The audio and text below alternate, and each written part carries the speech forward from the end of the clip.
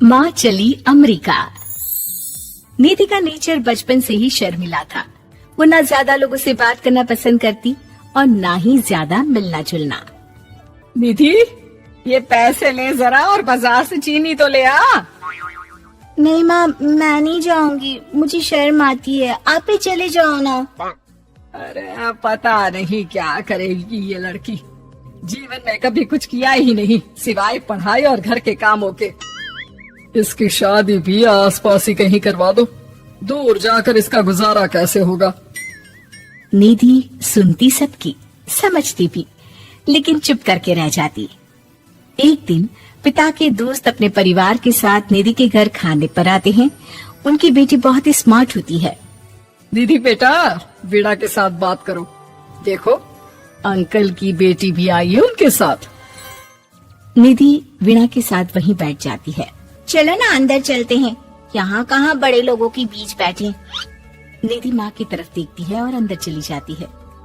वैसे मैंने ना अपना चैनल खोला है, तुम सब्सक्राइब करना उसमें। मैं ना ब्यूटी और फैशन की बात करती हूँ, ये देखो। ओह, इतने सारे लोगों के सामने तुम कैसे इतना बोल लेती हो? मुझे तो बहुत शर्म आती है। अरे शर्म कैसी?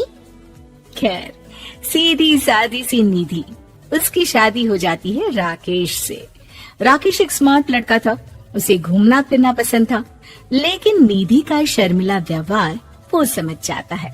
अरे निधि, घर से बाहर क्यों नहीं निकलती? लोगों से मिला जुला करो, तभी तो पता चलेगा ना कि दुनिया कैसी है। क्या करना है पता करके? शादी से पहले पापा और अब आप, ठीक है ना? मुझे ज्यादा दुनियादारी में नहीं पड़ना। निधि की जिंदगी ठीक ठाक चल रही थी। उसके 2 लड़के होते हैं, दोनों को वो पढ़ाती लिखाती, उनका ख्याल रखती। निधि, 25 साल हो गए शादी को, दोनों बच्चे सेटल हैं। हम लोगों ने शहर में 2 मकान भी ले लिए। दोनों की शादी खुद का पता ही नहीं चला कैसे उड़ गया। हाँ, ये तो है। मैं खुश हूँ, जिम्मेदारियाँ आती रही, मैं निभाती रही, और क्या चाहिए।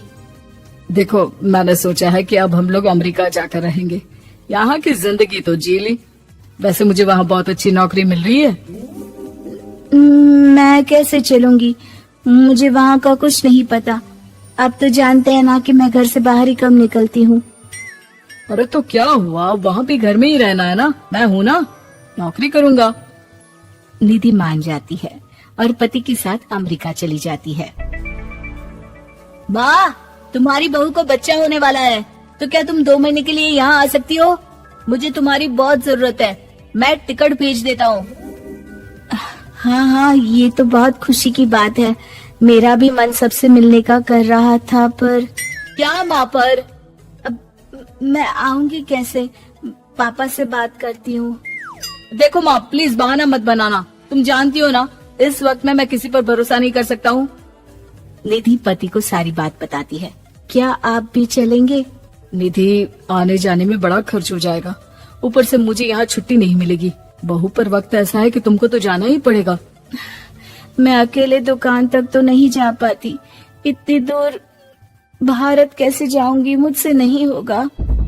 लेकिन सबके कहने पर निधि को जाना ही पड़ता है। एयरपोर्ट में घबराई निधि एक मुसाफिर से कहती है, मैं ना भारत जा रही हूँ, दिल्ली जाने वाली फ्लाइट। सब मिलकर निधि की मदद करते हैं और फाइनली निधि भारत पहुँच जाती है, जहाँ बेटा उन्हें घर ले आता है।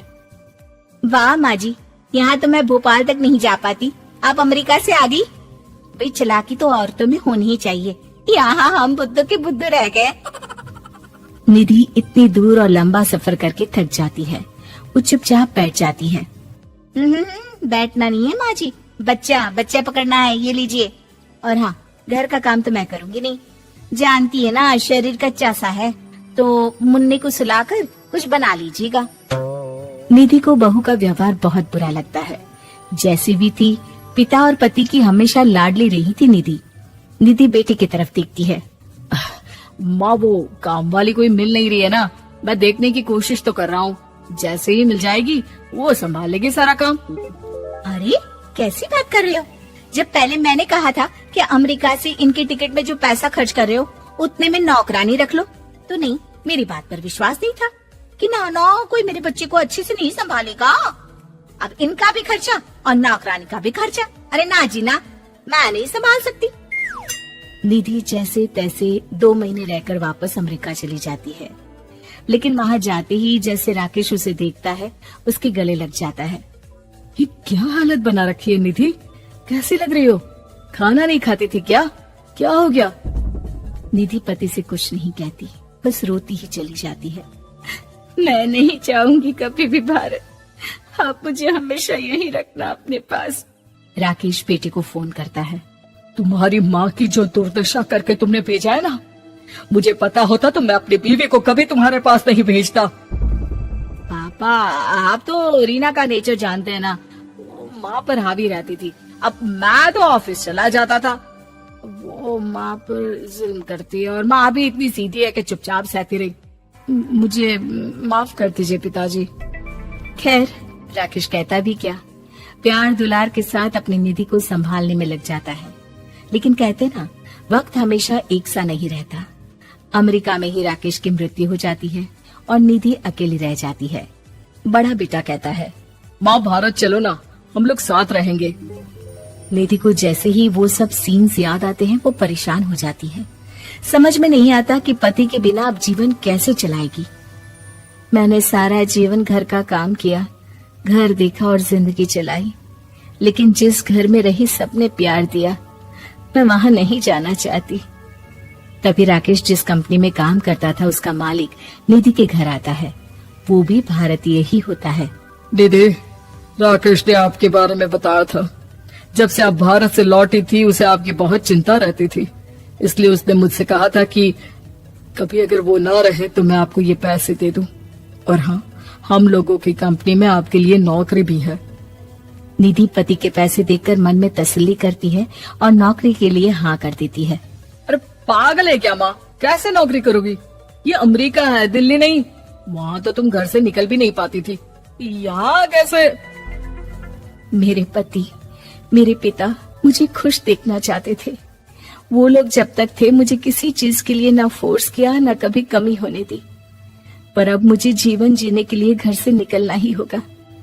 बेटा, तुम तो अगली फ्लाइट से भारत लौट जाओ, मैं यहीं खुश हूँ। माँ के आंसू। राधा बहन का इकलौता बेटा अमेरिका में रहता था। एक दिन राधा बहन का किराएदार कहता है, अरे माँ जी, अकेली बैठी रहती हैं, बेटे के पास क्यों नहीं चली जाती? अरे कैसे चली जाऊं, नई नई शादी हुई है, अभी तो थोड़ा बहू के साथ समय बिताएगा, तभी तो दोनों के बीच समझ बढ़ेगी ना। अरे कैसी बात कर रही हैं माँ जी, समझ बढ़ाने के लिए 5 साल काफी होते हैं। 5 साल की शादी को कोई नई शादी नहीं कहता। हाँ वो तो है, आया था पिछले साल उसका फोन, पूछ रहा था कैसी हो, पर अब तो काफी साल हो गए, कोई फोन भी नहीं आता। तभी फोन की बेल बजती है। लो, 100 साल की उम्र है, आ गया मेरे मयंक का फोन। अच्छा, कैसे पता कि ये फोन उसी का है? अरे कैसे पता नहीं चलेगा, माँ हूँ मैं। अरे रहने दो माँ जी, 1 साल से जिसका फोन नहीं आएगा वो अब क्या करेगा? होता भी वही है, फोन पर मयंक है। कैसी हो माँ? अरे बेटा, तेरी आवाज सुन ली, अब तो मौत भी क्यों ना आ जाए, बहुत याद आती है बेटा। माँ मैं वो ऑफिस में था। अच्छा माँ, वो रीना बोल रही थी कि तुम अकेली रहती हो इंडिया में, वो ठीक नहीं है। अब बुजुर्ग भी तो हो रही हो, अकेले पकाना खिलाना, वो चाह रही है कि अब तुम यहीं आ जाओ, हम लोग साथ रहते हैं ना। राधा बहन की आंख से पानी गिरने लगता है, वो कुछ नहीं बोल पाती। माँ, हेलो, सुन रही हो ना माँ? हाँ बेटा, तेरे साथ रहूंगी, सुबह शाम तुझे देखूंगी, और क्या जीवन में है तेरे पापा के जाने के बाद। तभी बीच में बेटा माँ को रोक देता है।